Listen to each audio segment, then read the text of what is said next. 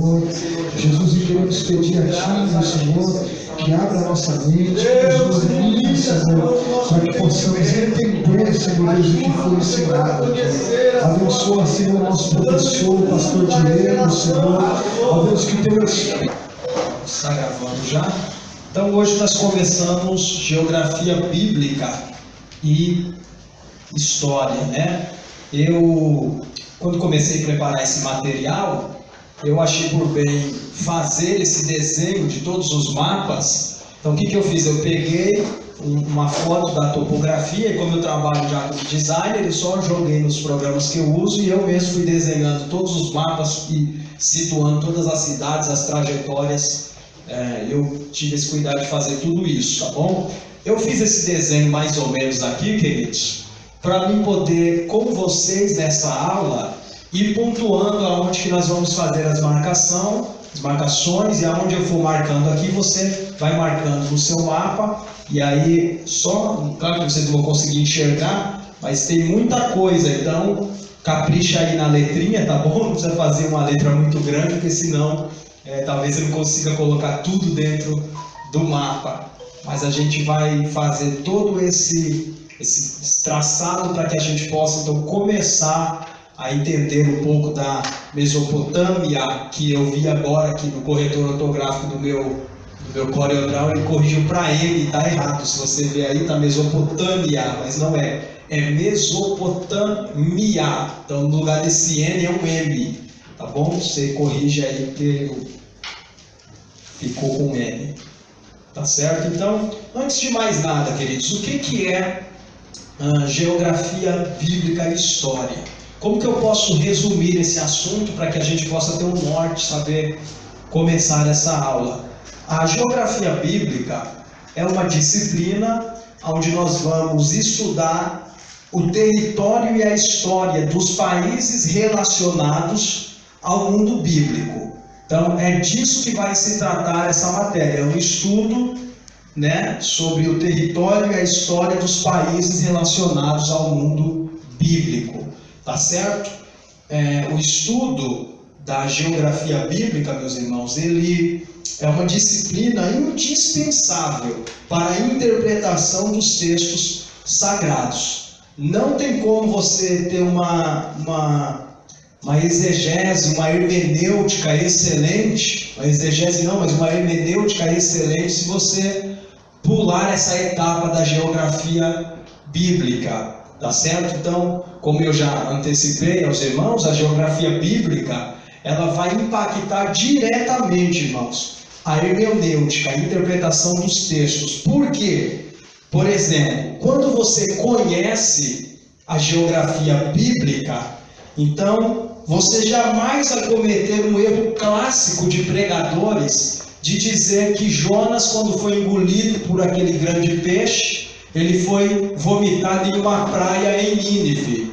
Eu estive em um congresso, não sei se o Paulinho vai se lembrar, nós congregávamos juntos nessa época, que veio um pregador de fora, de São Paulo. Irmãos, pensa numa mensagem que eu dei glória a Deus misturado com aleluia, que eu só falei, tem que pegar o banco da igreja, de tanta alegria que foi aquela mensagem que ele ministrou sobre Jonas. E eu me lembro, isso já há muitos anos atrás, que o ponto forte da mensagem foi ele narrando a chegada de Jonas em Nínive. E aí ele disse, eu me lembro como se fosse hoje, que Nínive era uma cidade que eles adoravam um Deus que tinha um formato de peixe. E aí ele dizia que nas praias de Nínive havia umas grandes esculturas em formato de peixes nas praias, e que eles jamais receberiam um homem que não viesse do mar, porque eles acreditavam que a divindade deles ali em Nínive vinha do mar e tal. E aí ele disse que Deus sabia trabalhar, e que quando aquele grande peixe engoliu Jonas, ele veio nadando nas praias de Nínive, e o povo começou a ter a sua atenção tomada para aquela. Eu me lembro como se fosse hoje, irmãos, e eu fiquei ali admirado com aquela eloquência, tudo bem no comecinho. E aí ele falando, irmãos, quando eles viram aquele peixe chegando na praia, os moradores foram todos parando e dando atenção a Nínive, quando de repente o peixe cuspiu o profeta Jonas, E ele saiu rolando na areia e já levantou dizendo: assim diz o Senhor. Meus irmãos, a igreja, Luiz Paulo vai lembrar, ficou incendiada. E foi assim um reboliço e tal. E muitos anos depois a gente começou a estudar. E quando chegou em geografia bíblica, eu falei: meu Deus do céu, e agora? Nínive não tem praia. Como que aquele camarada achou que é toda essa história, irmãos? Vocês não vê hoje, não é isso mesmo, pastor? Nínive não tem praia, ela é uma cidade que não tem praia, ela está ali às margens do rio Tigre, rio Eufrates, mas não tem condição nenhuma daquele peixe ter vomitado Jonas numa praia em Nínive, tá certo? Então eu me lembro que depois, quando eu descobri isso, eu falei: meu Deus do céu, e agora? Como é que pode, né? Eu dei tanto glória a Deus naquela mensagem. Não é verdade? Então, são erros. Esse é um erro clássico, irmão, muito clássico mesmo. Não é verdade? Tanto que hoje, como professor, quando eu ouço alguém cometendo esse tipo de erro, eu tenho um equilíbrio de ouvir tudo e, se possível, claro, tiver a condição de conversar com o ministrante, principalmente se for amigo, nós mostramos a geografia bíblica e explicamos, não é verdade? Mas naquela época a gente não conhecia a geografia e aceitamos a mensagem com pureza, do jeito que veio para nós. Então, esse é um erro muito clássico que vocês vão ver. Talvez ainda algumas vezes aí alguém dizendo que o peixe, a baleia, vomitou Jonas, né, nas praias de Nínive. Tá certo? Mas esse erro, queridos, você vai ver que a Nínive tem uma importância muito grande na história, mas ela está muito distante, tanto do Mar Negro, Mar Mediterrâneo, como até do Mar Inferior. Aqui não teria condição nenhuma disso acontecer. Tá certo? Não teria condição. Até porque, queridos, você acha que Deus ia providenciar um transatlântico natural para um desobediente? Não. Jonas teria que pagar o preço da caminhada que ele não quis fazer. Tá certo? Então, isso aconteceu, tá bom? E a história de Jonas, claro, muitos detalhes interessantes. Por exemplo, o desobediente, nem para ser comida de peixe ele serve, nem para ser comida de peixe ele serve. Até o peixe passou mal com a desobediência de Jonas. Outro detalhe interessante é que o peso da embarcação, quando Jonas embarcou, está escrito que os marinheiros começaram a jogar peso no mar, todas as bagagens por mar, para ver se aliviava a carga, mas o peso não estava na carga, o peso estava em Jonas.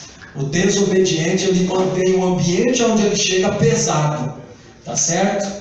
O desobediente é terrível, onde ele chega, ele pesa o ambiente, tá certo? Então, é uma história recheada de pequenos detalhes, tá bom? Um outro detalhe importante, só aproveitando o gancho de Jonas, é que apesar do Jonas ser o desobediente, o erro do dono do navio foi ter cobrado pouco para Jonas embarcar. Então eu fico pensando assim comigo: qual é o preço que nós estamos cobrando para as pessoas entrarem no nosso navio, na nossa vida? Se for barato demais, querido, você vai correr o risco de acabar abrigando alguns desobedientes no seu navio.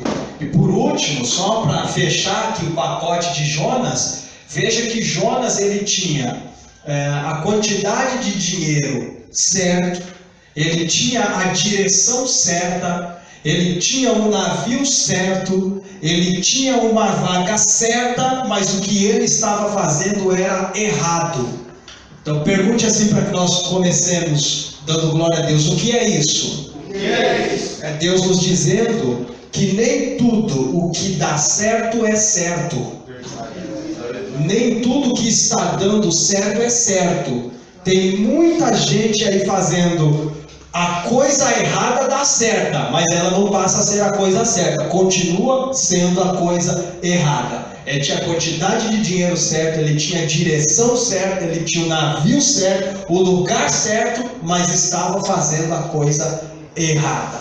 Tá bom? Então, a geografia bíblica, ela é a matéria, só a nível de introdução ainda, queridos, que vai se ocupar do estudo de todo o cenário da revelação, tá bom? Então ela é a matéria que vai se ocupar de todo o cenário da revelação divina e também, claro, da influência que teve o ambiente na vida dos seus habitantes, dos protagonistas dessa história. Então, na geografia bíblica, nós vamos ter 3 fontes de estudos que são indispensáveis. Primeiro, claro, a Bíblia Sagrada é uma fonte, né, de estudo. Segundo, a arqueologia. E dentro da arqueologia, queridos, eu recomendo um livro que se chama Escavando a Verdade, do Rodrigo Silva. Talvez alguns aqui tenham visto um vídeo que o Rodrigo Silva estava no Jô Soares e esse vídeo saiu um trechinho no Facebook, virou um viral, ele dizendo para o Jô Soares que ele teria como provar historicamente a ressurreição de Jesus. E aí ele explica, dá um show de Bíblia ali, de teologia, de geografia, arqueologia, história, no Jô Soares, de maneira que foi uma das poucas vezes que eu vi o Jô Soares ficar sem argumento. E ele até respira fundo assim, nos finais, e fala: oh, meu Deus do céu, não tenho nem o que falar agora, né? Então eu tenho esse livro, e adquiri de uma maneira muito engraçada também, mostrando a um outro rapaz que na época estava na igreja cristã, depois passou por final para o judaísmo. Ele tentava me vencer dizendo que Eva não era a primeira mulher de Adão, né? Dizendo que não era porque Adão disse: esta agora é osso dos meus ossos e carne da minha carne. Então, se essa é, porque a outra não era. Era toda a base teológica, né? Aí nós discutimos, mostramos alguns pontos para ele na Bíblia. Por fim, ele se rendeu e acabou me presenteando com esse livro e tal. E depois partiu para o judaísmo, que é bem dessas coisas assim sombrias, né? Gosta muito dessas coisas, dessas lendas, esse tipo de histórias. Foi para o judaísmo, comprou um kippah, deixou a barba crescer e foi-te embora, né? Mas tratando-se do livro, queridos, Escavando a Verdade, é um livro excelente, não é cansativo, é uma leitura assim muito boa. Ele vai mostrando todos os pontos arqueológicos que comprovam a veracidade das histórias bíblicas. Por exemplo, ele conta que havia uma runa que contava a história de Moisés, e essa runa era a história contada mais antiga de Moisés, eram essas runas. E aí ele conta que em um determinado período da história, os arqueólogos acharam uma runa mais antiga, que são essas pedras talhadas, né, mais antiga do que as runas de Moisés, e elas contavam a história de um outro rei que viveu a mesma experiência de Moisés. Então, era um outro personagem que havia nascido no Egito, sendo lançado no Nilo, e aí os arqueólogos pegaram e falavam: a história de Moisés é uma ficção, porque antes da história de Moisés existir, já existia a história deste rei fulano de tal, porque as runas desse outro rei eram muito mais antigas do que as runas de Moisés. E aí ele conta que passou-se um ano, o cristianismo em débito com essa história. Quando chegou no final, que ia se completando um ano, eles acharam outras runas com a história do menino colocado no Nilo, mais antiga do que a história deste rei, e ela contava que aquele menino que tinha colocado no Nilo era Moisés, não era aquele rei. E aí ele conta que quando chegou numa grande convenção de uma importância muito alta da arqueologia, os arqueólogos ateus, eles mesmos disseram: parece que as mãos de Deus estão sempre a favor das paz dos cristãos, porque quando nós achamos alguma evidência que descredibiliza a Bíblia, eles escavam e acham uma outra evidência que traz de volta toda a credibilidade que a Bíblia merece. Então, é um livro excelente, porque ele vem mostrando fatos assim que não tem como discutir acerca, desde a existência de Adão. Ele mostra tudo que eles têm de história e arqueologia, geografia acerca disso, as histórias que eram contadas em diversas nações. Livro muito interessante, se chama Escavando a Verdade. Tá certo, queridos? Até aqui nessa introdução, tudo bem, amados? Amém. Glória a Deus. Então, vamos lá. Coloque aí na sua... Sim, meu amigo. Você falou 3 fontes, Bíblia e arqueologia. E a última, a história geral, as literaturas históricas. Pode esquecer de falar a terceira vez. História geral, tá certo? É o que a literatura em torno dos acontecimentos nos conta acerca disso, tá bom? Então vamos lá. Coloque o próximo, falamos a introdução, coloque o título agora, Mesopotâmia, onde tudo começou, tá bom? Então, Mesopotâmia, onde tudo começou.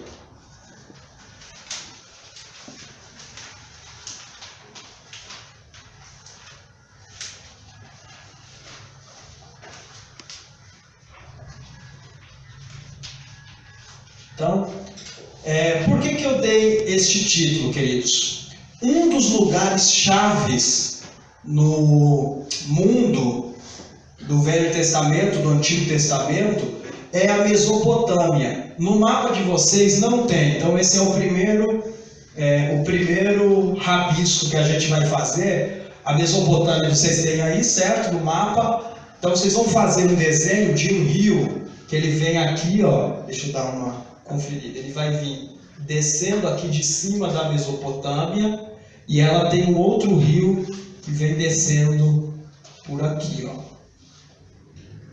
Esses rios são muito importantes. Você pode fazer no seu mapa aí, vocês vão ver que tem um mar inferior aqui embaixo, certo? Então você puxa aqui do mar inferior, você puxa uma afluente aqui para cima e você puxa uma outra afluente aqui para baixo, tá bom? Isso é importante dentro da Mesopotâmia, por quê? Porque Mesopotâmia significa terra. Assina para mim a lista de presença, só. Conseguiram fazer esses dois? Certo? Então vocês colocam, então beleza, aqui vocês já mataram. Agora, na anotação de vocês, coloque assim, ó, Mesopotâmia, aí 2 pontos, terra entre rios. Terra entre rios.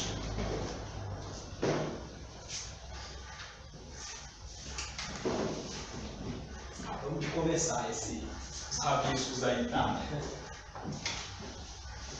Terra entre rios. Vou desenhar aqui, os acréscimos eu vou desenhar com essa cor aqui, só para vocês.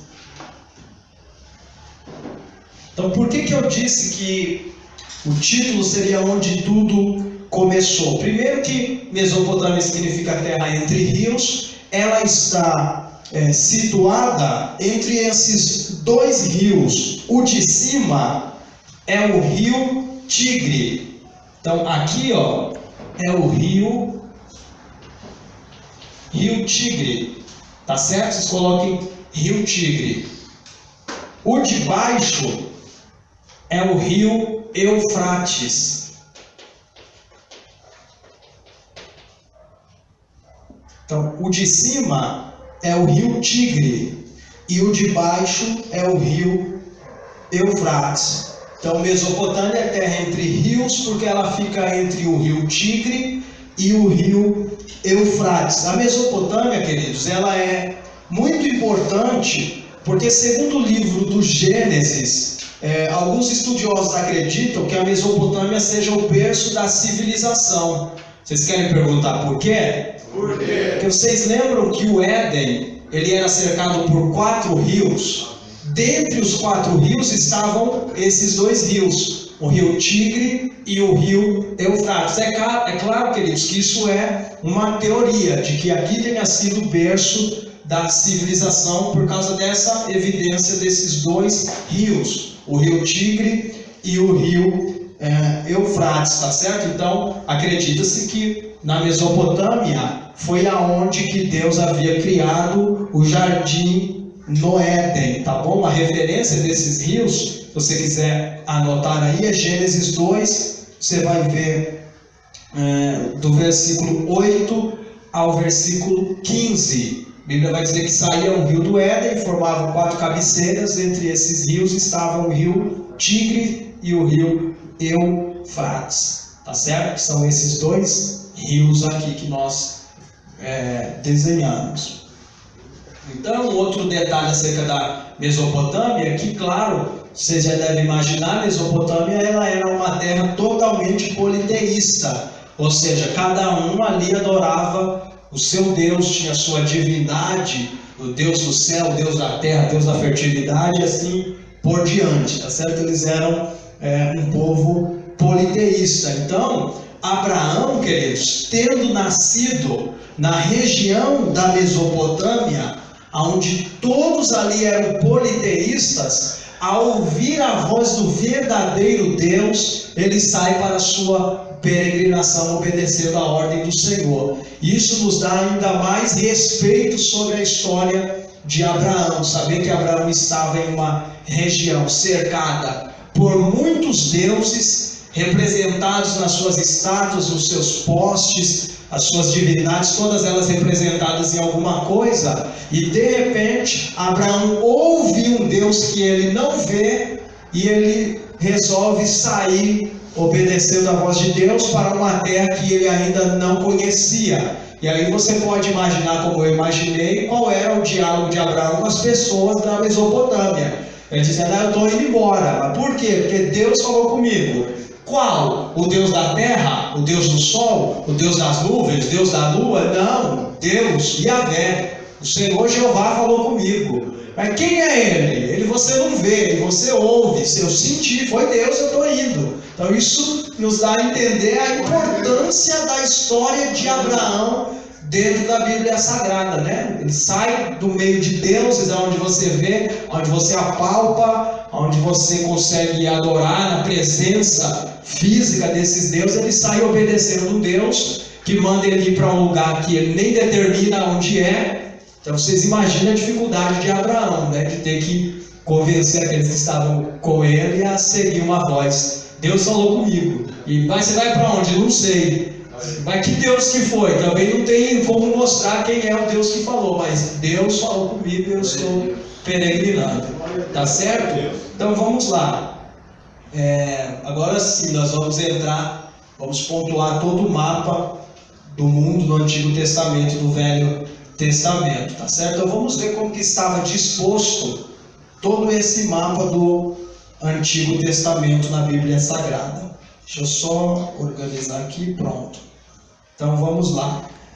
Aqui em cima, queridos, eu esqueci de anotar, mas eu acredito que no mapa de vocês esteja o Cáucaso, bem aqui em cima.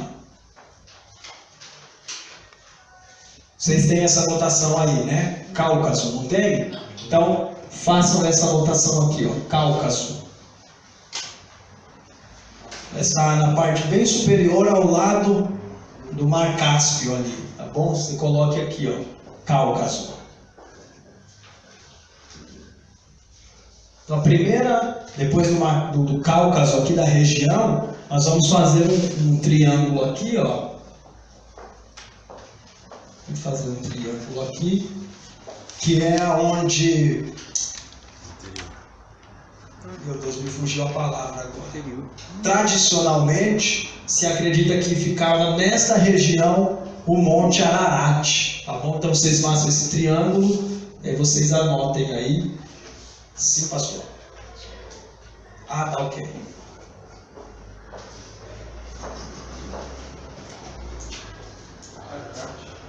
Isso. Monte Ararat. Quem sabe que monte foi esse? Ninguém chuta? Exatamente. É o monte onde repousou a Arca de Noé.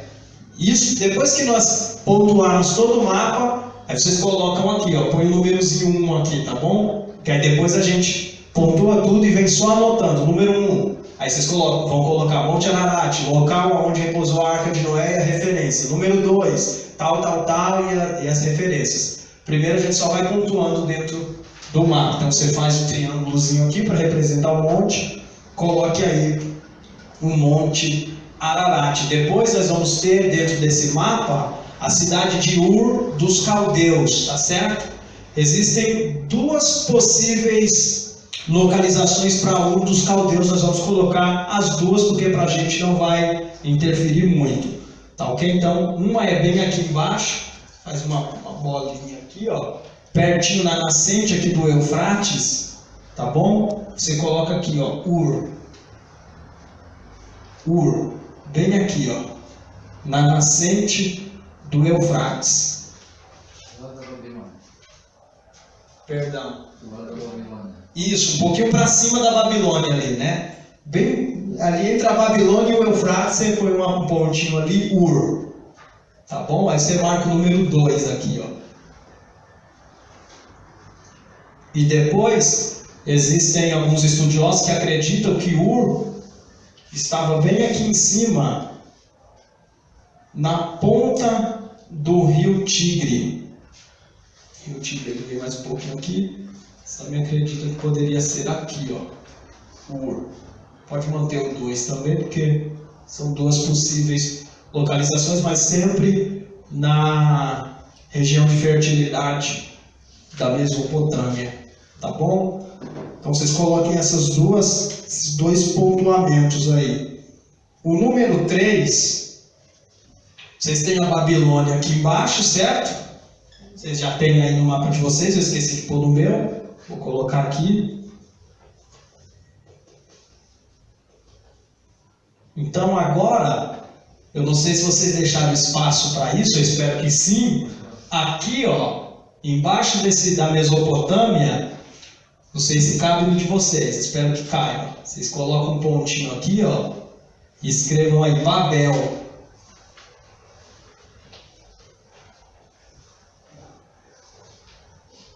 Babel, que é o número 3.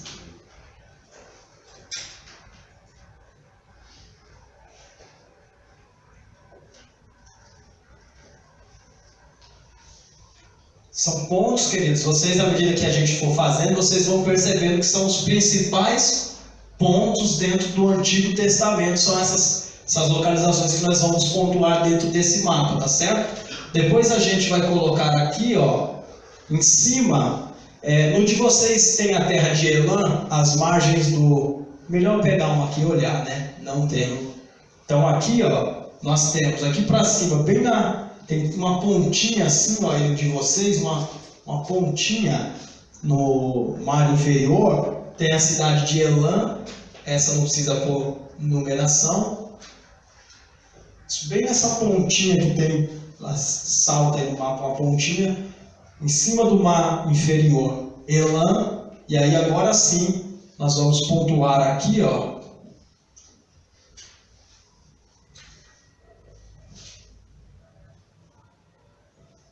vocês podem pôr abaixo de Acade, um pouquinho para a direita, vocês fazem um pontinho aqui, ó, vocês vão pôr Suzã.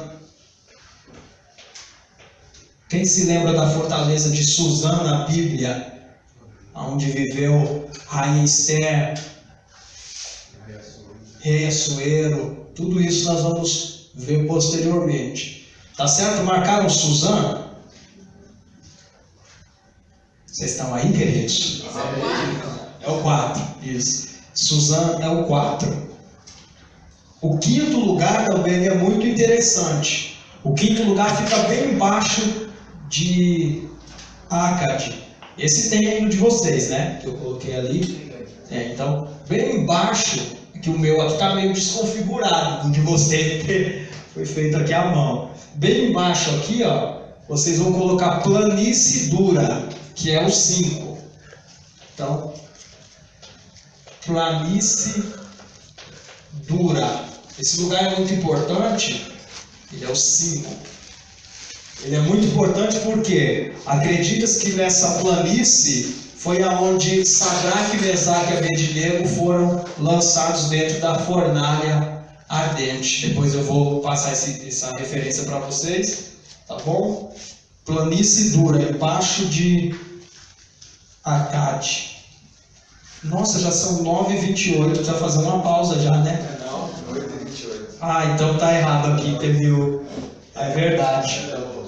Teve aquele problema do horário de verão e o... Pensei que já estava quase terminando, meu irmão. Meu Deus do céu, até começamos ainda. Esse horário de verão aí pegou todo mundo, né? Ok, queridos? Até aqui está indo tudo bem aí no mapa de vocês? Estão conseguindo fazer as anotações? Então nós vamos para o sexto. Deixa eu deixar um desse aqui, porque aí eu sei exatamente aonde vocês devem marcar. O sexto lugar é a Assíria. Vocês vão marcar a Assíria embaixo dessa região de Oréus aqui, ó. Tá certo? Vocês marquem a Síria. No mapa de vocês tem aí Oréus, certo? Eu acho que o rio Tigre deve estar indo até um pouquinho depois de Oréus aqui em cima. Se não tiver, vocês puxem ele um pouquinho até depois de Oréus ali ainda. Ah, é? E o seu já está certinho, isso mesmo. Ah, tá.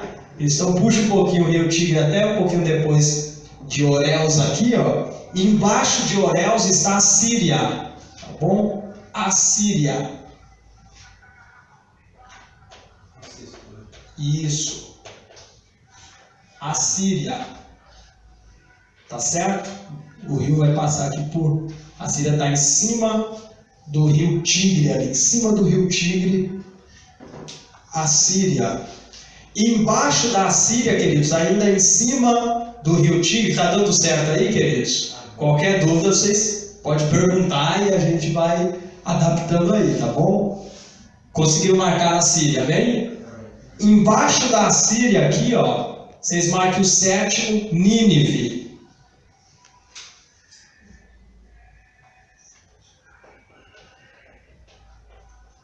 Nínive. E agora vocês já têm a geografia de Nínive, já sabem que não tem como o peixe ter lançado Jonas em Nínive da praia, tá bom, queridos? A não ser que ele lançasse Jonas daqui e Jonas fosse voando todos esses quilômetros até cair lá. Aí é um ato que eu acho que Deus não operou dessa maneira não, queridos. Homem bala, né? Esse é o homem bala, dentro do canhão voar lá na Síria, tá certo? É lá na Nínive.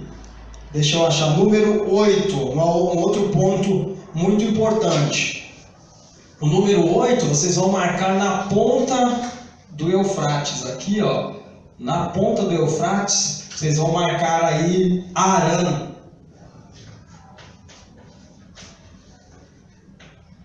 Arã. Tá bom? Arã, que foi aonde Deus falou com Abraão: sai da tua terra, da tua parentela, da casa de teu pai e vai para a terra que eu... É H-A-R-A. Arã.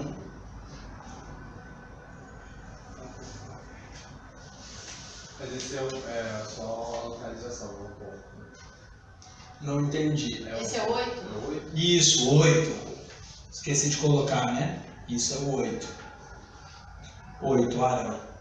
Aí depois a gente vem e coloca número 1, Monte Ararat. Número 2, Ur. Número 3, e aí a gente vai colocando as referências bíblicas dessas regiões. Tá bom? Número 9 é Carquemes. Carquemes, queridos, vocês vão ter aí no mapa de vocês, tem uma pontinha aqui, ó, saindo perto desse... Ó, aqui está o Mar Grande, certo? E tem essa pontinha aqui sobressaindo aqui, ó. Vocês escrevam bem em cima dessa pontinha aqui, Carquemes, que é o 9. Quando nós chegarmos, queridos, no mapa tão atacada de todos os lados, quando a gente chegar ali, você vai falar: poxa, Israel estava no meio de um corredor. Vocês vão entender nas aulas futuras. É muito importante que quem esteja principalmente participando dessa aula não perca as demais, porque a gente vai, em cada aula a gente vai vir traçando a história dentro de um mapa, e esses mapas eles têm todos têm uma conexão ali, né? Porque depois das peregrinações eles descem lá para o Egito, que está aqui embaixo. Já vamos estar bem aqui, ó. Aí do Egito ele faz a peregrinação e sai lá para cima, para Canaã. Vem um outro mapa e aí a gente vai observar todas essas questões. Por exemplo, quando a Assíria brigava com o Egito, ela vinha, arrebentava com Israel e descia para o Egito. Aí quando o Egito ia brigar com a Síria, o Egito subia arrebentando com Israel e chegava lá na Síria. Aí depois tinha quando os amorreus babilônicos iam ter lá com os heteus, eles vinham arrebentando com Israel e subia. Então Israel ficou no meio de um corredor. Para todo lado que o povo ia, passava por Israel e arrebentava com Israel. Por isso que era muito fácil. Uma hora vinham os amorreus e subjugavam o povo. Outra hora vinham os moabitas e subjugavam o povo. Outra hora vinham os egípcios. Então, porque Israel ficou num corredor. Tá certo? E aí nós vamos ver tudo isso nas demais aulas. Tá ok? Vocês marcaram aí Carquemes? Carquemes 9. Cadê o 10? O 10, queridos. Deixa eu achar aqui no meu mapa. Certo, agora a gente chega nas regiões costeiras. O 10 é o primeiro ponto aqui em cima. Pode marcar o primeiro ponto ali. Sidom. Sidom. Eu não desenhei aqui no meu mapa, mas no de vocês tem 3 ilhas aí no meio, não é isso? Tem 3 ilhas pequenas. Nós vamos... Essa primeira ilha que já está bem pertinho de Sidom, essa ilha aqui, ó. Exatamente. É a ilha de Chipre. Se você quiser anotar, eu não desenhei aqui porque eu fiz... Acabei tomando todo o espaço. Essa primeira ilha, ela tá, é a primeira aqui, ó. É a ilha de Chipre. É a ilha de Chipre. A segunda ilha, que é uma pontinha que está aqui assim, ó, é a ilha de Rhodes. Rhodes. E a terceira ilha, que ela está mais aqui para o canto, é uma ilha que Paulo fundou igrejas. Por incrível que pareça, olha até onde Paulo foi pôr igreja, gente, em ilha. Ele achou um povo ali e ele fundou e ele mandou Tito para lá, que é a ilha de Creta. Essa ilha de Creta, nós já estamos adiantando, então vocês coloquem na ilha de Creta, na última ilha aqui do canto, 17.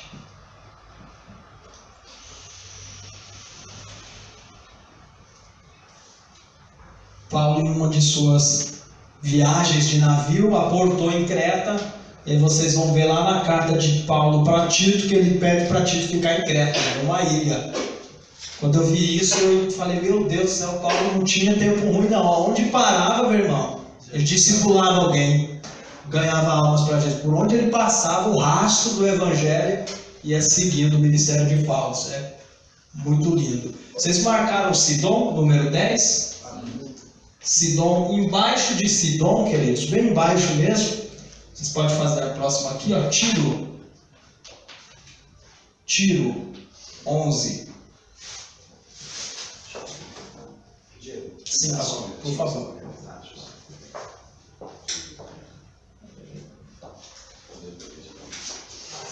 Bom, queridos, meus amores, deixa eu só avisar vocês, os que vão precisar fazer a prova novamente de Cristos, aí já faz na aula que vem, no início, tá bom? A irmã Dulce, só que ela não está aqui, né? Tem que avisá-la. Muito obrigado, irmã Nádia. Irmão Elias também não está aqui. Eu mando uma mensagem para ele particular. Irmão Leandro também. Irmão Luiz Paulo também. Irmã Nádia também. E o irmão Pedro Vieira. Esses irmãos vão precisar fazer de novo. Aí só para vocês entenderem, quando não consegue a média, que é 6, tá? 6, o que faz? Por exemplo, tirou 5 aqui. Aí a próxima tirou 10. Aí é feito apenas uma divisão aqui, ó. 15 dividido por 2. Aí a média fica 7,5. Tá bom, queridos? Só para vocês terem essa ciência de que quando se faz a segunda prova, se tirar 10, não entra 10 na média. Tá bom? Na média da matéria. Deus abençoe. Eu vou precisar me retirar um pouquinho, que eu vou dando assistência lá. Tá bom, pastor. Tá bom?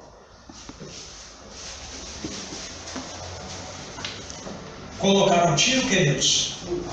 Agora não precisa pôr número. Tiro é 11, certo? Não precisa pôr número. Embaixo de Tiro, vocês coloquem Megido. Bem embaixo aqui, ó. Que são as regiões da Fenícia. Tá certo? Então vocês podem escrever para dentro do mar aqui, Megido. Embaixo de Megido está um porto muito famoso na Bíblia, que é o porto de Jope.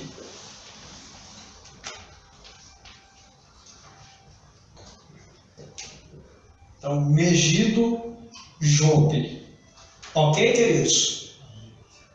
Tudo certo? Então vamos lá, vamos continuar aqui na nossa trajetória.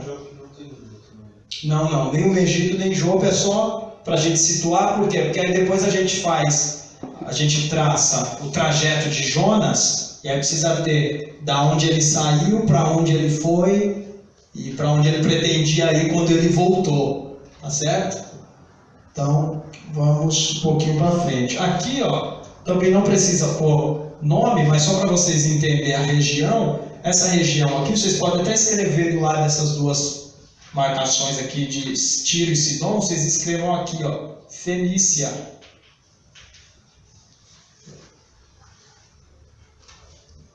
Região da Fenícia.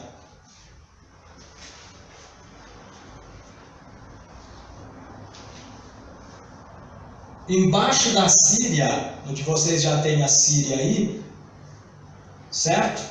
Embaixo da Síria está o número 12, Damasco.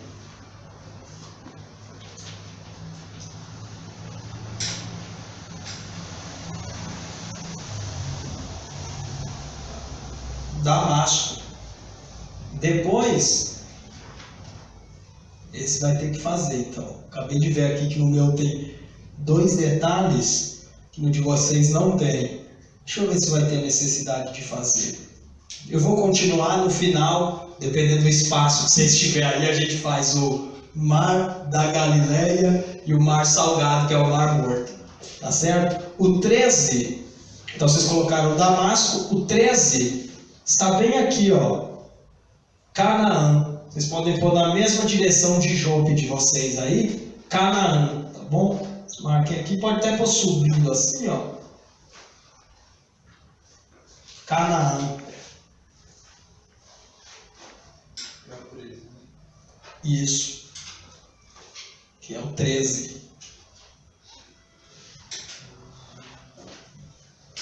O 14 vai bem aqui, ó, no meio desses 2 braços. Se você quiser colocar, onde você tem esses 2 braços aqui, mas está sem nome. Aqui, ó, Mar Vermelho.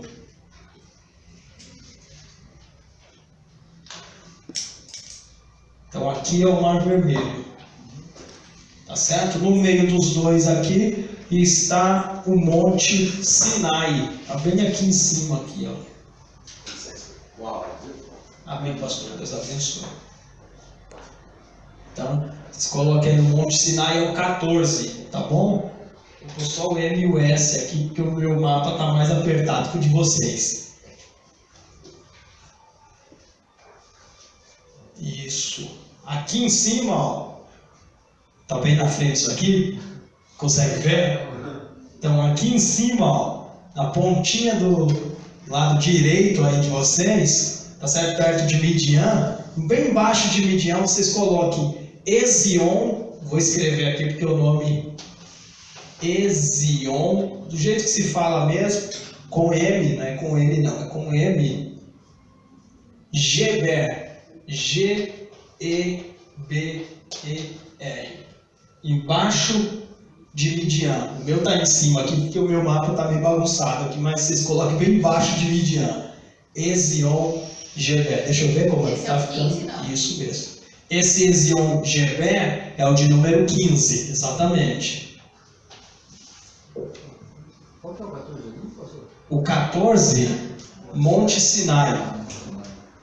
Deixa eu dar uma passeada aqui. É isso aí.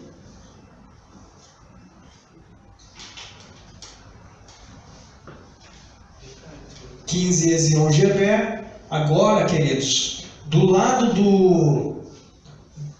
do lado do Mar Vermelho, que para o lado do Egito, vocês perceberam que está faltando alguma coisa aqui, né? Rio Nilo, nós vamos fazer o desenho do Nilo. O Rio Nilo ele tem esse formato aqui, ó. Ele sobe, vou fazer aqui do lado, ele sobe, chega no meio do caminho, ele abre um delta assim, ó. Vocês façam o Rio Nilo. Vou colocar ele bem do lado ali, entre a palavra Egito do seu mapa e o Mar Vermelho. Entre o Egito e o Mar Vermelho aí no seu mapinha aí, bem no meio aqui, ó. Você sobe o Nilo. Tem o de vocês, o Egito está bem aqui desse lado, o Mar Vermelho do outro, no meio. Ele sobe o Nilo, o Egito é o 16, tá? Nem precisa escrever, porque já está no mapa de vocês, vocês só enumerem o Egito como sendo o de número 16.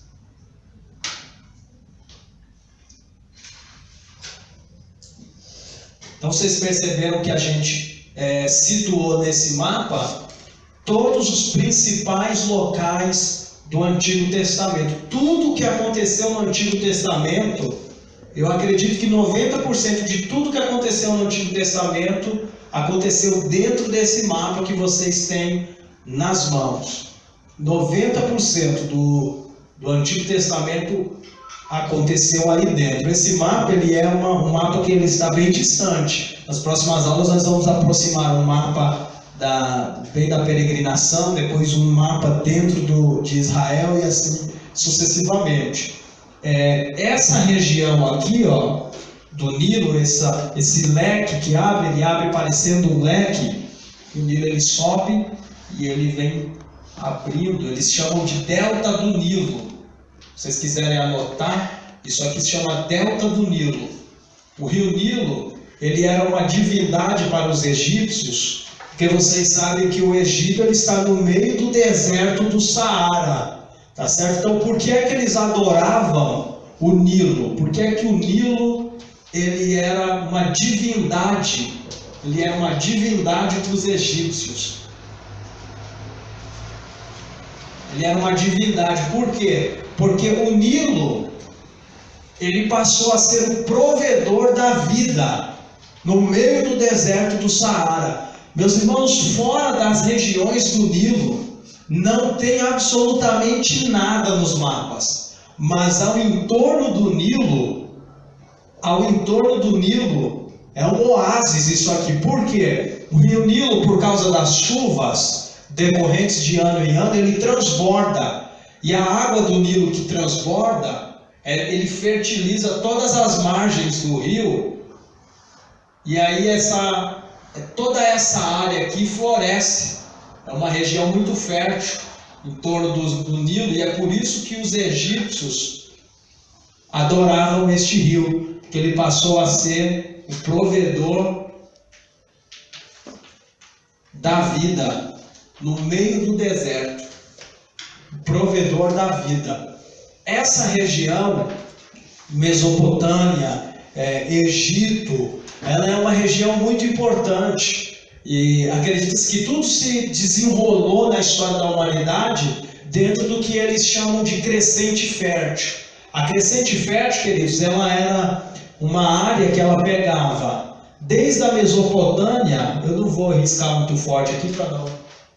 Crescente fértil, ela pegava tudo isso aqui, ó, fazia um bumerangue aqui, ó, que era a área no meio do deserto, onde havia, no meio daquelas terras áridas, terras secas, era uma área de fertilidade. Então muitas civilizações se desenvolveram aqui na Mesopotâmia por causa do rio Tigre e do rio Eufrates. Foi aqui que eles começaram a desenvolver todos os sistemas hidráulicos, todos os sistemas de agricultura de época se desenrolou em torno do rio Nilo, aqui embaixo, em torno do rio Tigre, em torno do rio Eufrates. Foi aqui que eles começaram a desenvolver todo o sistema hidráulico de moinho, de fazer as águas dos rios trabalhar em favor da agricultura daqueles dias. Tudo aconteceu por aqui. Foi aqui que o primeiro homem foi acorrentado e foi vendido como escravo por Nimrod.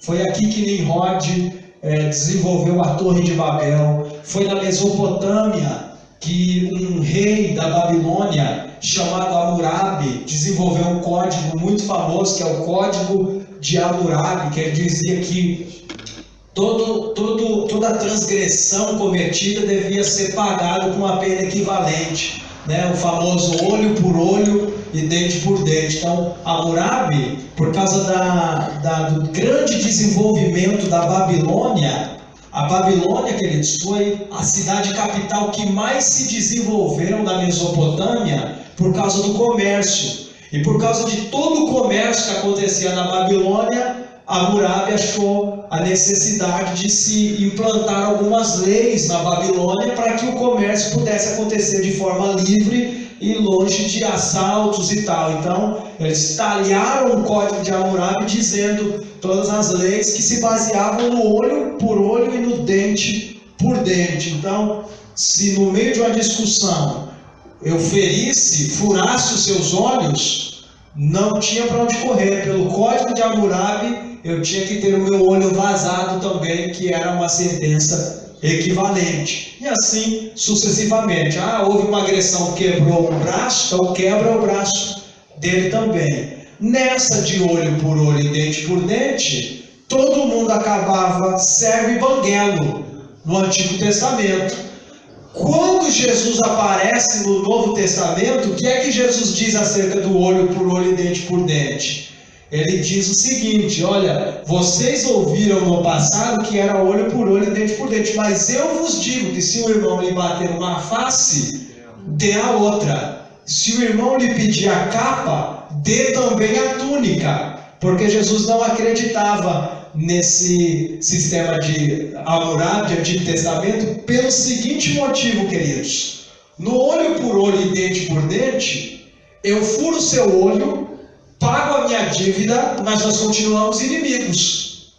Tá certo? Então, você furou o meu olho, eu tenho o direito de furar o seu. Quando eu furo o seu olho, a minha dívida é paga, mas nós continuamos inimigos. Agora, Jesus estava ensinando que, dando a outra face, você encerra com a inimizade.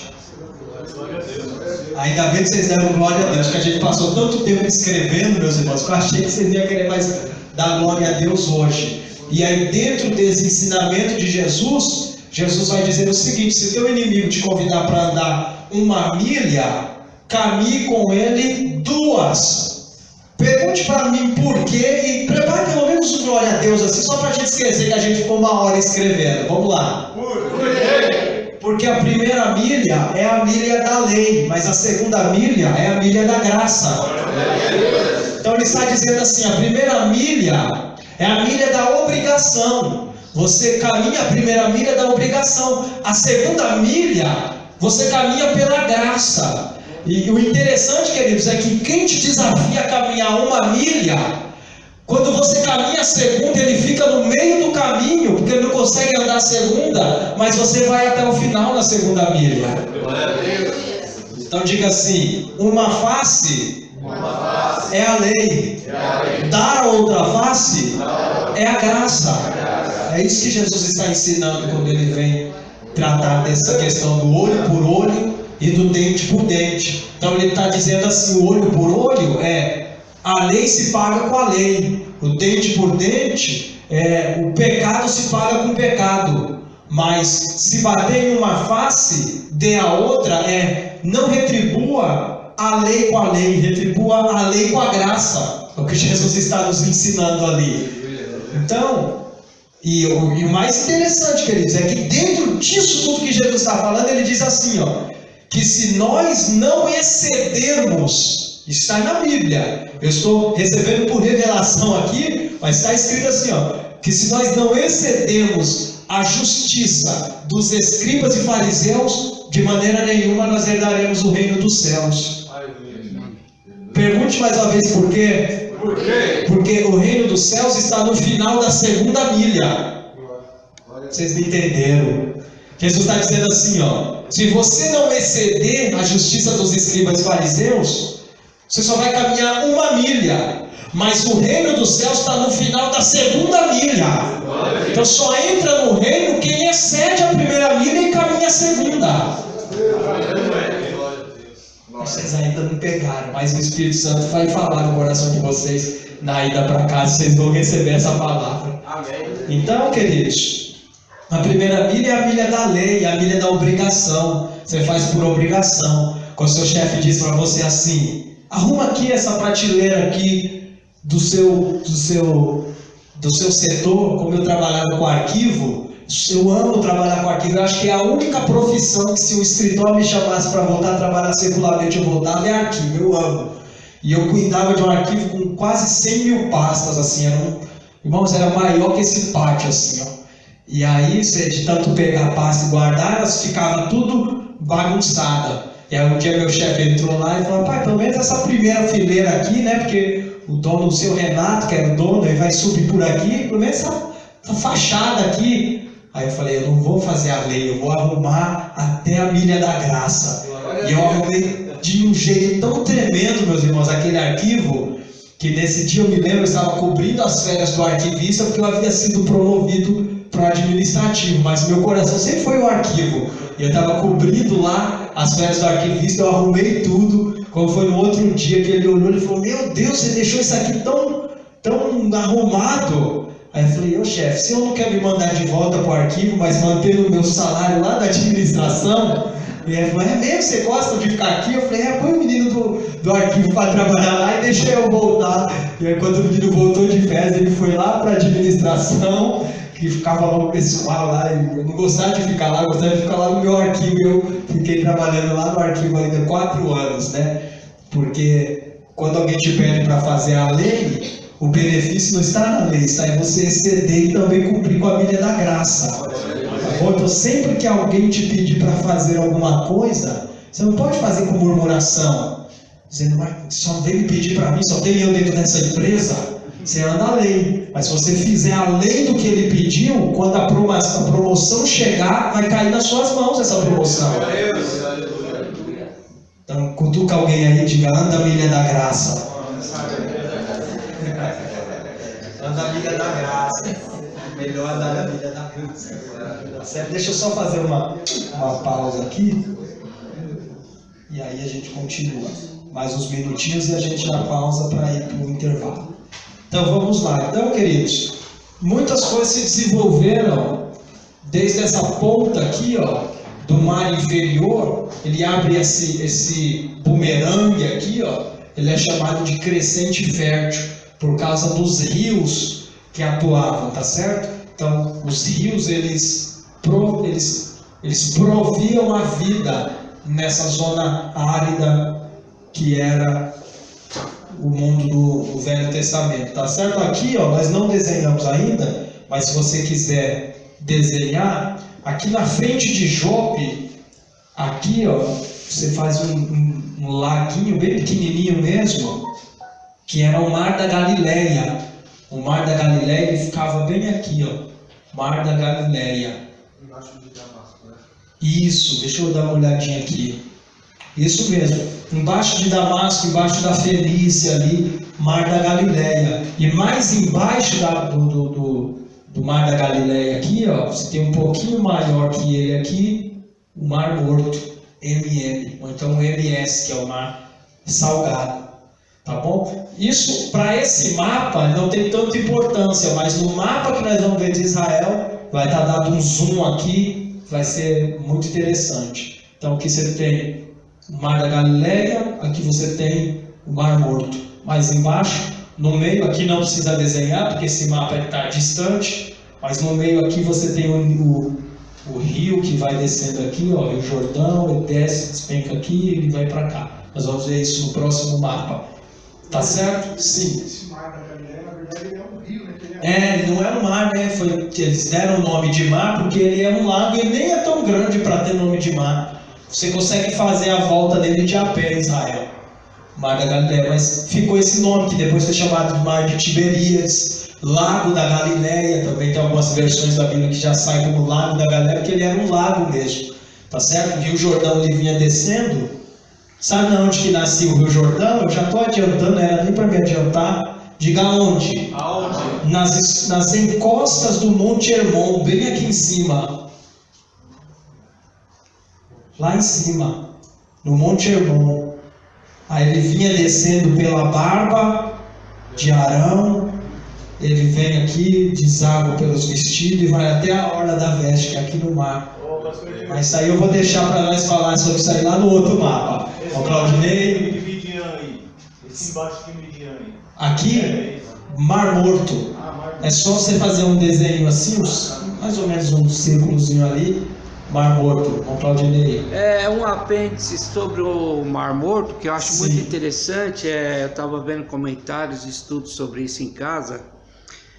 A gente vai ter o arrebatamento da igreja, 7 anos nas nuvens com Cristo, não é isso, gente? Sim. Está acompanhando? E depois a gente volta com Cristo para o milênio, exatamente em Israel. Exatamente. Monte das Oliveiras. E o que acontece? No Mar Morto está tendo um movimento, um fenômeno lá que tem os bolanes, né, do Eu Mar vi. Morto.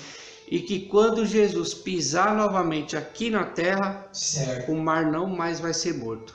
Vai ter vida lá. Vai ter vida lá. Meu Deus, eu creio, irmãos. Esse mar ele é tão salgado que nada sobrevive ali. Se nem afundar, você não afunda lá. De tão denso que é o sal daquele Isso mar. já começou já. Sim, começou. eu creio nessas coisas, queridos. Ninguém explica esse fenômeno lá que está acontecendo de estar brotando água doce No meio do mar salgado. nos bolanes do Mar Morto lá, brotando água doce, e eles não entendem de onde está vindo essa água. Meu Deus. Isso é porque quando... Eu sei de onde está vindo essa água. Vocês sabiam disso? Eu sei, tenho certeza já de onde que vem. Vocês lembram que o salmista escreveu que há um rio no meio da cidade de Jerusalém? Vocês lembram disso? Que ele falou que há um rio no meio da cidade, cá embaixo de Jerusalém tem um lençol freático que eles ainda não descobriram, mas eu tenho certeza que vem dali, essa água doce. Há um rio ali embaixo de Jerusalém, por isso que Jerusalém prospera. Vocês lembram que Israel, quando esteve no Egito, ficou em Gósen, aonde havia trevas em tudo, mas em Gósen havia luz? Gósen ficava bem aqui, meus irmãos. Não vou conseguir escrever porque eu já tomei, mas nessa ponta do mar vermelho aqui, ó, você pode fazer um pontinho bem aqui, escrever aí, onde vocês conseguirem aí, ó, Gósen. Bem aqui em cima, essa pontinha ali era onde você vê que tudo no Egito se desenvolve em torno do Nilo, porque fora do Nilo não havia vida. Esse Gósen era Jerusalém de Israel quando estava no Egito. Exatamente. Era o povo de Israel aonde chegava, queridos. A Jerusalém Celeste chegava com eles, né? Quando tudo era trevas, em Gósen havia luz. Tá certo? Meus amados, são 9h02. Vamos fazer uma pausa, tá bom? Vocês tomarem um arzinho aí. Quando for 9h15 em ponto, eu já vou começar a falar, porque a gente, eu vou passar para vocês agora só as referências. Não sei se a gente vai conseguir terminar tudo agora, mas se eu conseguir, na próxima aula a gente termina, tá bom? Estais livres. Não faço questão do... já está gravando, agora eu posso falar.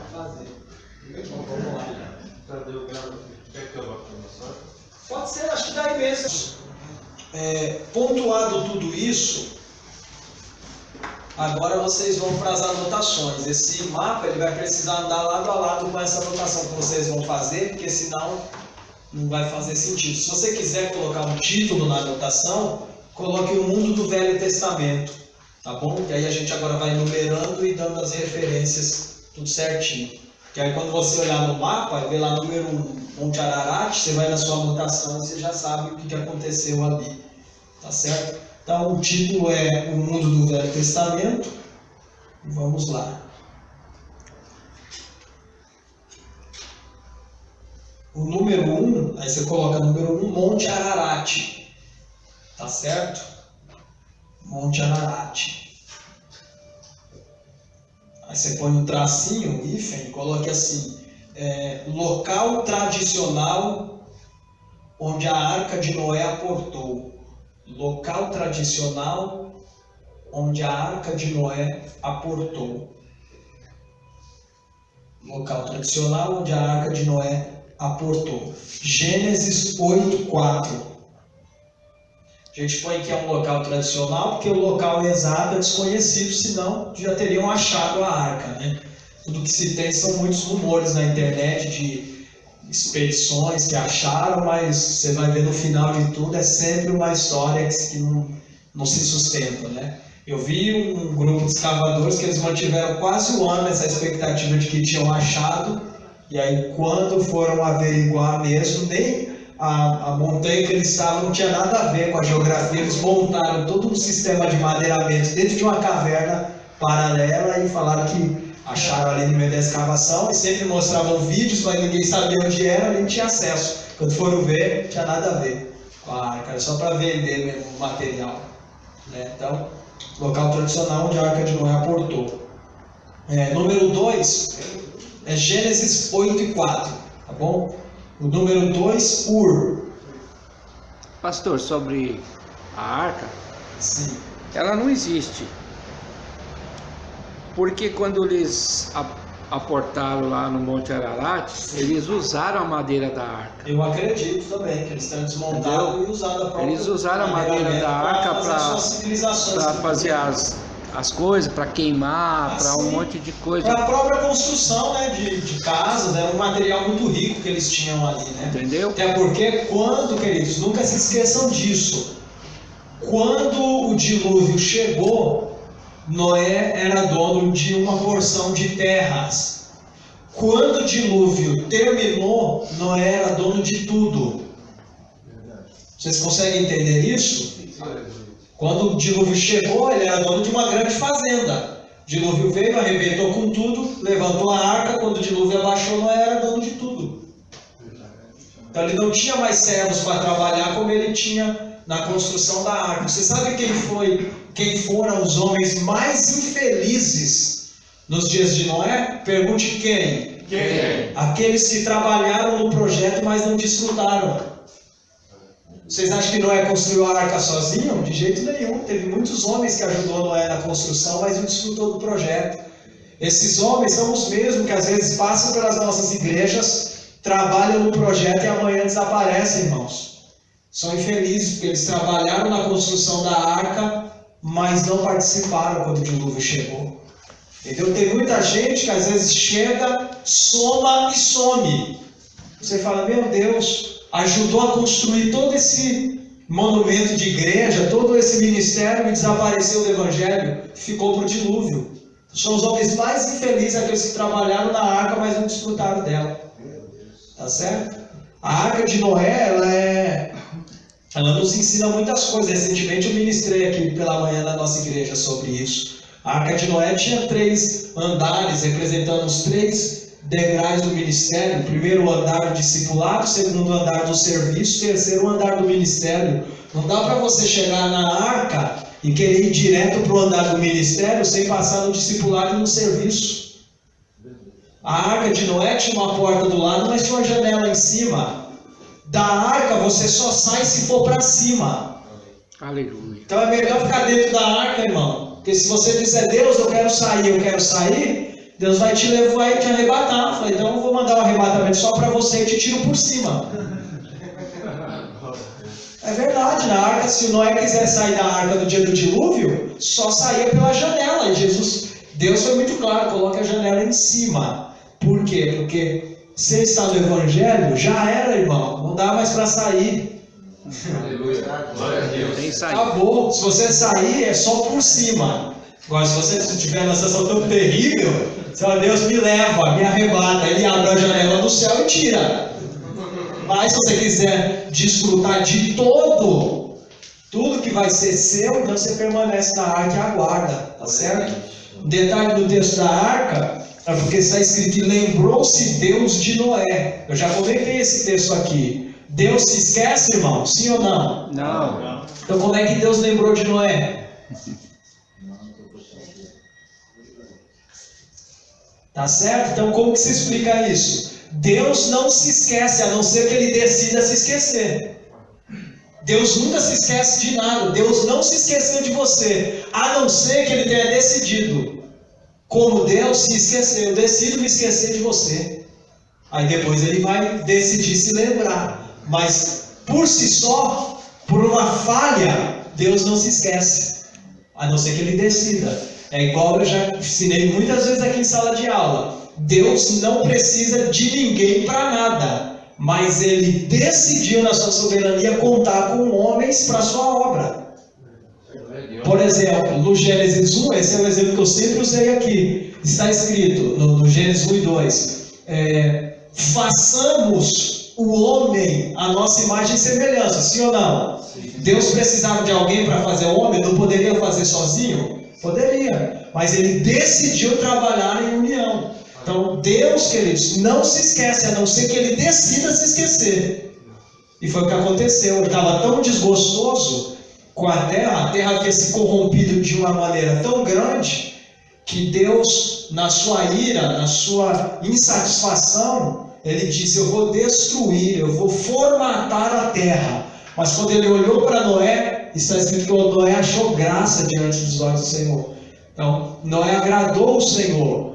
E aí Deus disse: Noé, na minha insatisfação eu decidi formatar a terra. Mas como você achou graça diante dos meus olhos, eu vou te usar para fazer um backup. Constrói uma arca e salva todos os componentes que ainda não estão com vírus. Coloca tudo dentro da arca, o resto eu vou formatar e vou reinstalar tudo de novo. Então Deus fez um backup dentro da arca de Noé. E aí, se a gente for falar da arca, eu acabei de pregar uma mensagem, eu fico uma hora aqui só falando de arca de Noé. Mas tem muita coisa, irmão. Muita coisa. A gente diz que o crente é como a palmeira que dobra, isso eu não falei na mensagem, tá certo? Que dobra, mas não quebra. Só que eu te pergunto, qual foi a árvore mais forte que existiu na Bíblia? Quem sabe dizer? Não foi a palmeira, foi a oliveira, que suportou o dilúvio, sim ou não? Não foi um ramo de oliveira que veio na boca no bico do pássaro, da pomba? Tá certo? Então, cadê a palmeira? Quando o dilúvio veio, quem sobreviveu foi a oliveira. Irmão, aí daí você vai tirar oliveira, azeite, aí você vai desenvolvendo unção, quem tem unção sobrevive o dilúvio, e aí você desenrola, certo? Então, número 2, Ur, coloca aí, Ur, primeira residência de Abraão,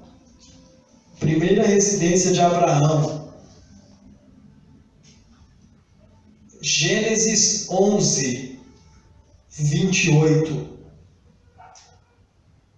12, versículo 1 também. Gênesis 11 e 28 e 12 e 1.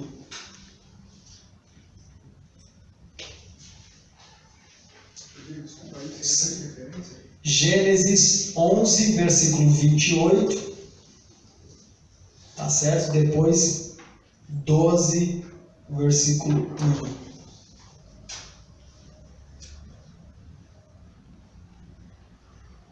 Esse 12, versículo 1 é quando fala que ele saiu de Arã. Por isso que a gente marcou Ur aqui em cima, perto de Arã também. Porque eles acreditam que quando Deus, uma outra linha teológica, acredita que quando Deus falou sobre Ur, Deus estava falando do período que eles estavam morando aqui próximo de Arã. Por isso que em um texto Deus disse assim: eu sou o teu escudo.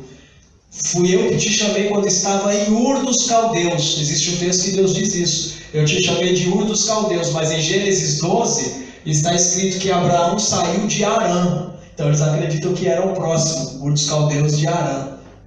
É uma linha de pensamento. Também eu marquei os dois. Número 3 é a Babilônia. Tá certo? A gente marcou aqui, ó, Babilônia. Ou Babel, né? Põe Babilônia, vírgula, Babel. Então, isso vocês não precisam anotar, só ouçam primeiro. A Babilônia foi colonizada no início de tudo por Cuxi. Quem foi Cuxi? Foi filho de Cão. Vocês lembram que Cão foi o filho que Noé amaldiçoou? Porque viu a sua nudez, conheceu a sua nudez, que é pior do que ver é conhecer, porque quando a Bíblia apresenta essa palavra conhecer, ela está falando de uma relação íntima. Por exemplo, conheceu Isaac a Rebeca. Está falando de um relacionamento que o marido teve com a sua mulher. Quando aparece lá que Cão conheceu a nudez de seu pai, isso pode nos levar a entender que Cão, ele tentou ter relações com seu próprio pai, na embriaguez de seu pai. Tá certo? Por causa da palavra conhecer, que a Bíblia a Bíblia é muito educada, ela apresenta as coisas com muita singeleza, tá certo? Conheceu o fulano de tal, a sua esposa, e Sarai conheceu Abrão, tá certo? E Ana conheceu a Eucana. Então, isso é terrível, e por causa disso ele foi amaldiçoado pelo seu pai. Aí veja só, da descendência de Cão nasceu Cuxi, que fundou o quê? Babilônia. Por quê? Porque estava com a maldição que havia sido lançada. Por isso que tudo que saiu da Babilônia não prestou.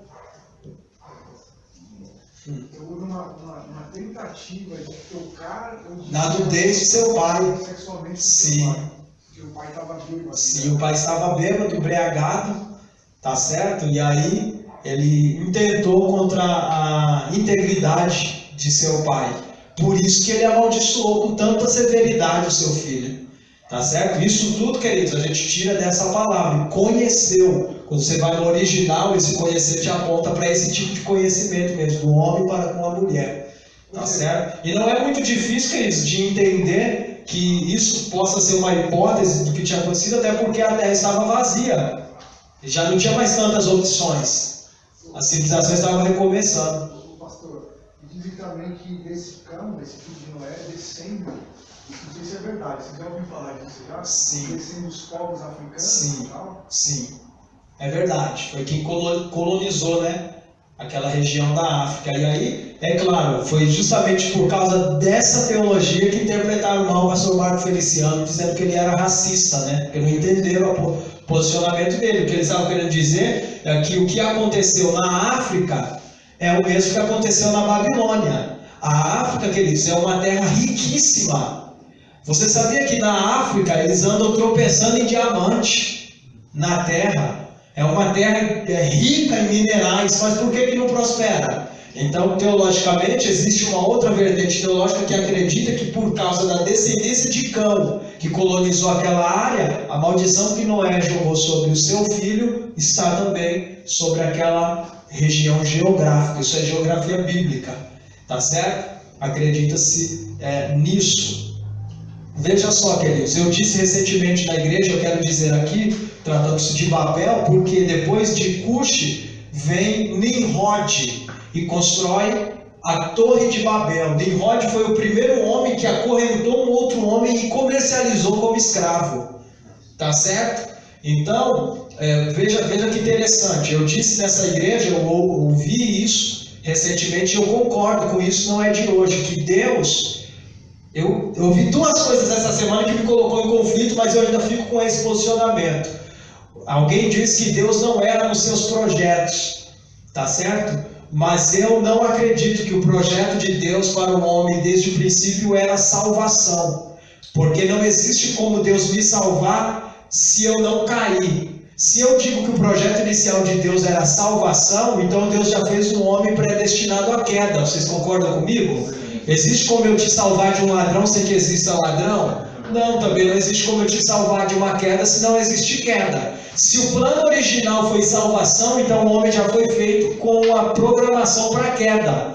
Eu não acredito nisso. O plano original de Deus era domínio.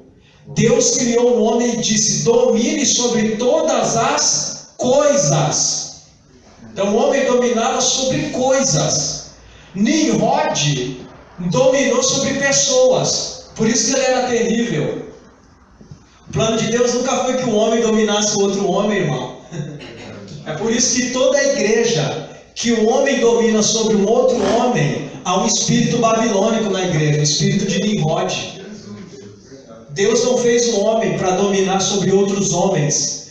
Deus fez o homem para dominar sobre as coisas. Tanto é verdade que quando Jesus curou aquele cego de nascença no Novo Testamento, Jesus disse: o que você vê? Que ele disse: eu vejo homens como coisas, como árvores. Aí Jesus disse: então vai lá e lava o olho, porque se você vê os homens como coisas, você vai querer dominar sobre eles. E aí ele foi e lavou os olhos quando voltou: não, agora eu vejo os homens como eles são. E Deus disse: agora está certo. Eu não domino sobre o homem, eu domino sobre as coisas.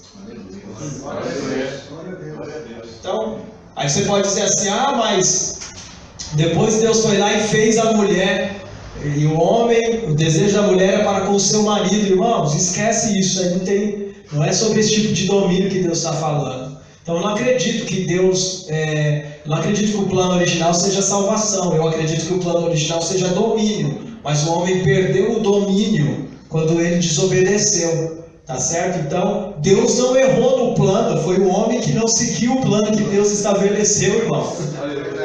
E aí, quando o homem peca, Deus precisa criar um plano de salvação para o homem. Pastor, Tá certo? que antes que houvesse a terra já havia cruz, né? Sim, porque Jesus era um mistério escondido no seio do Pai. Mas então, veja só, o homem também já havia sido criado desde antes da fundação do mundo. Também, porque Deus disse assim, em muitos textos Deus vai dizer assim: eu vos conheci ainda antes que eu criasse o mundo, eu já conhecia. Depois ele vai dizer que ele nos elegeu nele antes da fundação do mundo. Pastor, então você está dizendo assim, não é que o homem fisicamente estava pronto, mas na mente Não, de Deus... é porque assim, Deus quando vai criar as coisas físicas, as coisas físicas já existem nele espiritualmente. Você sabia que todo homem que não anda nos caminhos do Senhor só não cai na inexistência por causa da graça? Está escrito em Atos dos Apóstolos que em Deus nós existimos, nos movemos. Como é que é esse texto? Em Deus eu existo, agora eu não me lembro se é nessa ordem. Eu preciso, cadê o meu celular? Deixa eu pegar aqui o texto para eu já dizer da maneira correta. Quer ver? Existo, me movo, mas ainda tem mais um atributo.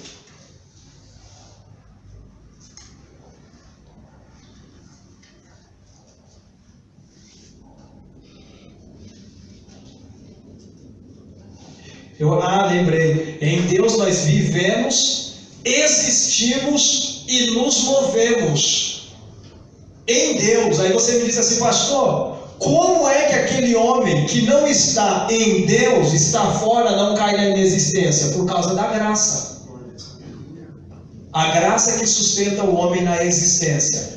Então todo homem, ele vive, existe e se move em Deus. Aqueles que não estão em Deus só não caíram na inexistência porque a graça suportou. Então, antes de Deus fazer tudo que é material, antes de Deus criar o mundo, no mundo Deus já havia criado nele. Antes da cruz existir no mundo, ela já existia em Deus. Por isso que Jesus, na sua palavra, vai dizer assim, que o Cordeiro foi morto antes da fundação do mundo. Pergunte assim para mim: na onde? Na intenção do Pai. Toda oferta precisa morrer primeiro no coração para depois morrer na salva. Você entendeu?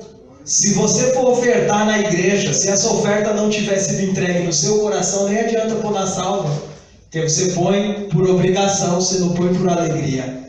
Então, Jesus já havia sido morto antes da fundação do mundo. Não, na intenção do Pai. Já era a intenção do Pai. Se o homem não seguir o plano, eu já tenho esse plano. Mas isso não significa que Deus errou. Foi o homem que desobedeceu. Nunca Deus, sempre o homem. Só uma perguntinha, só está falando de sal, aí já existe algum sistema de oferta eletrônica? Sim. Aqui na Plena Paz, eu acho. Existe também, existe. Sim, isso aí não muda em nada o propósito, né? Porque... O propósito é contribuir. Agora, ele é indiferente. Se você vai contribuir numa salva, em um vaso, em um gasofilácio, isso não muda a intenção da oferta. Eu estou falando o eletrônico, porque a gente, às vezes, hoje em dia, já dá para contribuir direto no celular. Claro. Eu, muitas vezes, já dizimo direto, só transfiro, Só transferir. Só transfiro, pego o comprovante e ponho na salva para o controle da igreja, né? Faço cartão, porque hoje, queridos, tem pessoas que não têm condição. Infelizmente, a gente já não tem mais condições de sair com o dinheiro do dízimo no bolso, porque é capaz de, no meio do caminho, você ser roubado, né? Então, as pessoas hoje preferem ofertar eletronicamente. Você tem como me mandar depois pelo Zap? Sim, tem, claro que tem. O pastor até tem todo um material que foi preparado para colocar na igreja e tudo. Eu mando para você. Então, queridos, Babel foi essa região colonizada pelo por Cush, né? Filho de Cão, também por Nimrod. Tá certo? Depois disso tudo, queridos, vocês vão observar que nessa região de Babel foi a origem dos Geraditas, na época da Torre de Babel, nas Campinas do Siná. Tornou-se posteriormente, essa região de Babel, ela vai se tornar a capital da província da Babilônia, tá certo? E a residência de muitos reis babilônicos, incluído Nabucodonosor, que levou muitos judeus cativos para a Babilônia, foi nessa região, tá ok? E aí os judeus vão permanecer ali 70 anos, até que na época do rei Ciro, ele permite que os judeus voltem para Jerusalém para reconstruir o templo, ok? Coloque as referências, coloque Gênesis 10 e 10, Gênesis 10 e 10, Gênesis 11, do 1 ao 9,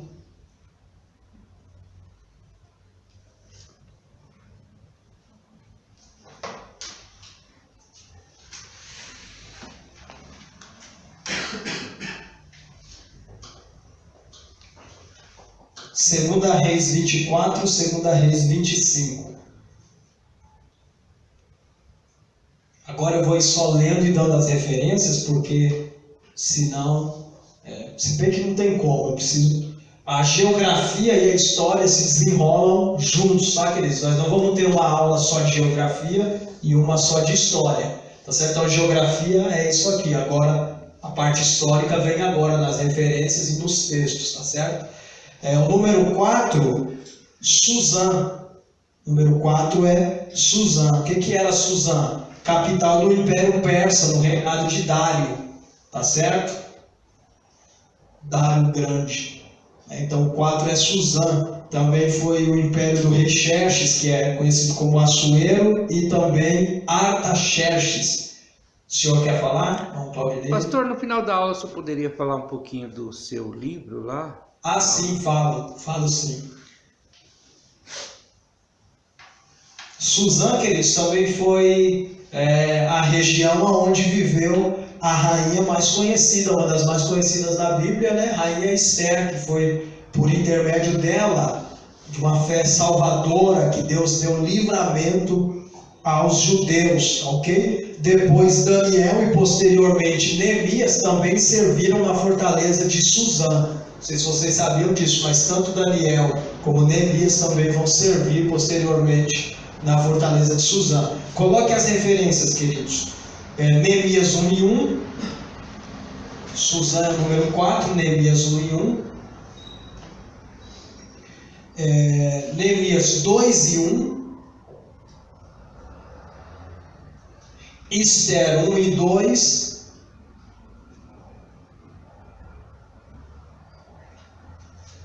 e Daniel 8 e 2. O número 5 é a planície dura, aí no mapa. O número 5 é a planície dura. Tá certo? Então, nessa planície dura aí no mapa, acredita-se que Sadraque, Mesaque e Abidnego, eles foram lançados na fornalha ardente nessa planície, quando eles se recusaram a adorar uma imagem de ouro criada por Nabucodonosor. Então, o Senhor Jesus passeou com eles dentro da fornalha. Aleluia. Tá certo? Ele passeou com eles dentro da fornalha e a Bíblia vai dizer que nem um fio de cabelo, não tinha nem cheiro de fumaça, irmão. Nem cheiro, eu fico imaginando, não tenho como explicar o que aconteceu ali, na verdade, nem cheiro. Não foi uma questão que eles andavam e o fogo afastava. Eles andavam dentro do fogo e não queimava. Coisa gloriosa. Daniel capítulo 3, a referência da... Saíram ilesos da fornalha, né? Quando Deus não livra da, Deus livra na. Não é isso? Número 6 é a Síria. Então, na Síria, vocês vão ter uma cidade chamada Assur, que foi a primeira capital da Síria. Depois, posteriormente, Nínive passou a ser capital da Síria também. Assur foi a primeira capital da Síria e depois Nínive. E aí vocês vão ter dois personagens importantes na história, se vocês quiserem anotar, coloque assim, os governantes assírios. Os governantes assírios, Salmanaser, do jeito que fala, Salmanaser, quinto, Salmanaser, quinto, e Sargon segundo, Salmanaser, Salmaneser, Salmanaser quinto e Sargão segundo. Esses dois governantes sírios, eles conquistaram o reino de Israel ao norte. Eles levaram 10 tribos cativas, queridos, por 2 homens terríveis na Síria. Tá certo? Isso aconteceu em 721 a.C. Coloque a referência, 2 Reis, o capítulo. Coloque assim, do capítulo 14 ao 15, do 17 ao 19. Do 14 ao 15, do 17 ao 19.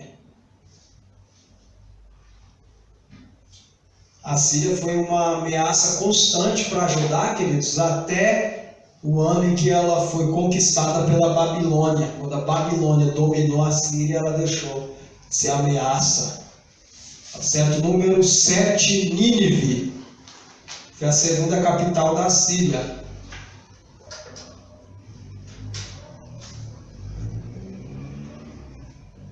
Em Nínive, queridos, foi onde aconteceu aquele episódio onde Jerusalém, a capital de Judá, foi salva milagrosamente por um anjo. Vocês lembram de um anjo que o Senhor enviou? E em uma noite esse anjo matou 185 mil soldados ninivitas.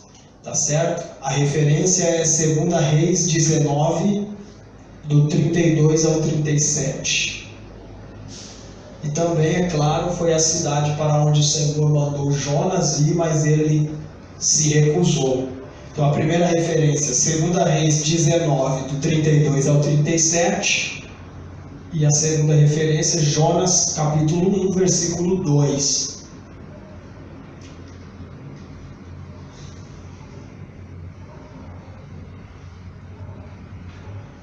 Número 8, Arã. H-A-R-A, acento. Arã. Então Arã foi aonde Abraão se estabeleceu temporariamente, antes de partir para Canaã.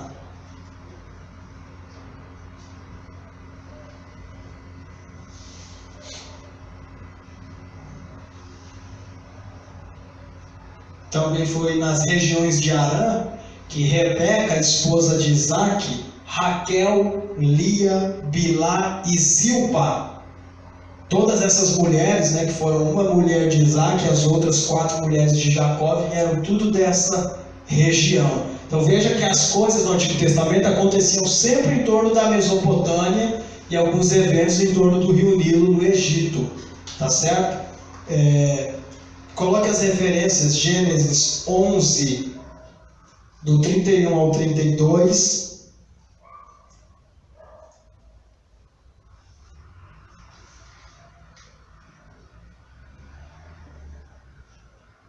Gênesis 24, versículo 10.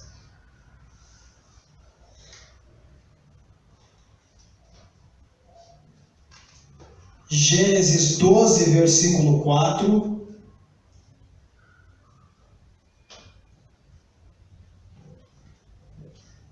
Gênesis 29, do 4 ao 6. Estamos quase terminando, tá, queridos? Gênesis 29, do 4 ao 6. Essas são as referências de todo esse mapa que a gente pontuou hoje, tá bom? A 9 é Carquemes. Carquemes foi aonde o faraó Neco foi derrotado por Nabucodonosor. Nabucodonosor tinha um general de guerra chamado Nebuzaradã, que não perdia uma, meu irmão. Você vai estudar a história da Babilônia, você vai ver que todas as principais batalhas vencidas pela Babilônia foram vencidas por um general chamado Nebuzaradã. E o faraó Neco foi derrotado. Então veja só, queridos. Veja que no seu mapa, o Egito está aqui embaixo, certo? Depois nós vamos ter Carquemes aqui em cima. E aí vocês lembram que a gente desenhou os dois mares aqui, ó? Então veja só. Olha aonde a Babilônia está. A Babilônia está para cá. Certo. Aqui é a região, né? Mas aqui, ó, Babel está bem aqui, no meio da crescente fértil. Então veja só. Quando o Egito subia para a guerra, ele passava aqui, ó, pela Fenícia, e ele vinha beirando as terras de Jerusalém. Por isso que sempre que um saía para guerrear com o outro, essa batalha foi vencida aqui em cima. Então quando eles saíram daqui, ainda pegaram um pedaço do Monte Hermon, que estava mais ou menos nessa região, os egípcios passaram arrebentando por aqui, esse por aqui, e a guerra aconteceu na parte norte aqui de Israel. Então, quando os daqui iam para cá, passavam por Israel. Quando os daqui vinham para cá, aqui mais para cá nos outros mapas, vocês vão ver que vão estar os amonitas, os moabitas. Quando eles iam para o Egito, passavam por Israel. Israel ficou bem no meio do fogo cruzado. Então, Israel pecava, Deus dizia, vou levantar os egípcios. Aí vinha de baixo, arrebentava Israel. Israel se convertia. Pecava, vou levantar os da direita. Aí vinha amonita, moabita. Todo mundo vinha da direita, subjugava Israel. Aí Israel se convertia. Passava um ano crente. Quando se corrompia, vou levantar os assírios. Aí vinha de cima. Então Israel ficou numa posição que para todo lado eles tinham um povo que não dava paz. Só houve um momento em Israel onde ninguém se atrevia a passar perto. Pergunte, quando foi? No reinado de Davi. No reinado de Davi, meu irmão, ninguém se atrevia a mexer com Israel. Vocês vão ver quando a gente chegar, todos os inimigos, ele colocava uma guarnição de olho lá, para que nenhum mal viesse contra Israel. Tá certo? Então, Carquemes, a referência é 2 Crônicas 35 e 20. Era a vara de Deus, né? Exatamente, era a vara de correção, né? Tanto é verdade que, se não me falha a memória, Jeremias vai usar essa expressão quando ele vai falar que a Assíria é a vara que Deus estava usando para corrigir Israel, e ele vai dizer assim, mas não se preocupe, porque no final a vara vai ser despedaçada, tá certo? Porque de tanto bater com a vara, uma hora a vara se arrebenta todinha, de tanto ela bater, ela se arrebenta. Foi exatamente. Exatamente, tradução, né? Vamos até o 10º e eu encerro, e a gente continua os outros 7 na próxima aula, no primeiro horário, tá bom? O 10º, Sidom.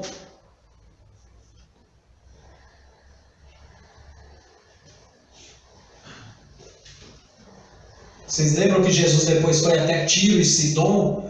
A história da mulher sirofenícia, tal, que ele dá até uma resposta dura para ela, porque ele disse que não é lícito, não é isso? Tirar dos filhos e dar ao cão, não é isso que Jesus fala? Há uma teologia que diz que Jesus não estava se referindo ao animal, o cachorro. Por quê? Essa cidade de Sidom foi fundada por um neto de cão. Pelo neto de cão. Então veja só, eles mexeram aqui na Mesopotâmia, na Babilônia, certo? Cush fundou aqui, e houve um neto de cão chamado Sidom, que fundou uma cidade aqui na Fenícia. Então o que Jesus, nessa corrente teológica, que também é uma corrente bem aceita, estava dizendo?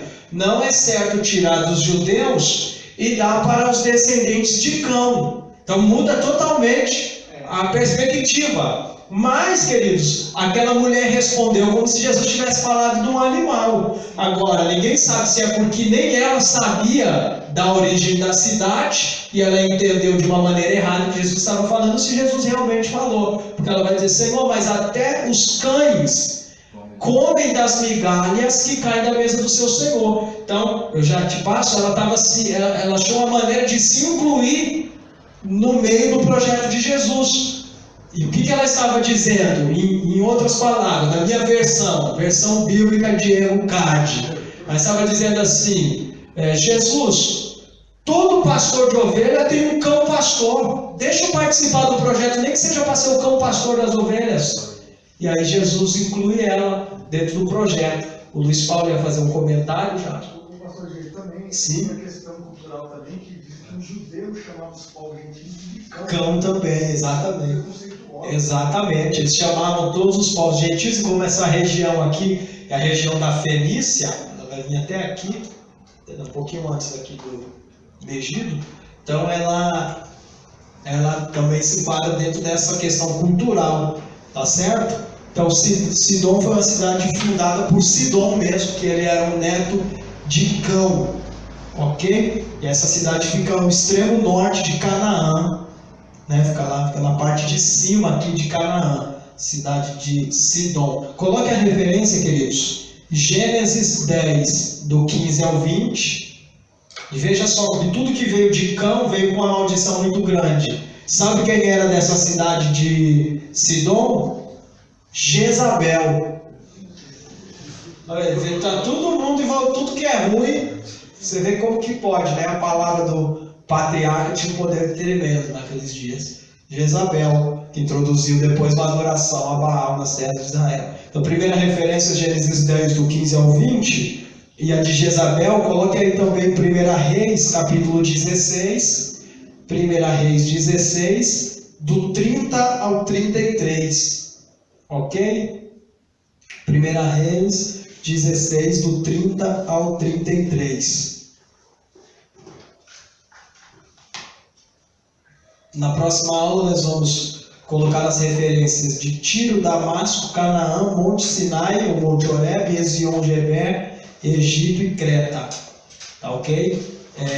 Queridos, antes de encerrar aqui, essas aulas de geografia bíblica e história requerem mesmo toda uma parte técnica, tá bom? Não me entenda por mal, vocês sabem que eu gosto de umas matérias bem pentecostal aqui, vocês já me conhecem, sabem que quando a matéria me permite aprofundar nas questões de revelação e tal, a gente vai junto. Mas nessa matéria eu preciso me conter mesmo, porque ela é uma base que vai nos dar para toda a questão hermenêutica da Bíblia, para que depois você não saia falando posições tudo errado, culturas tudo errado, por aí vai, tá certo? Então é necessário ter esse tipo de aula.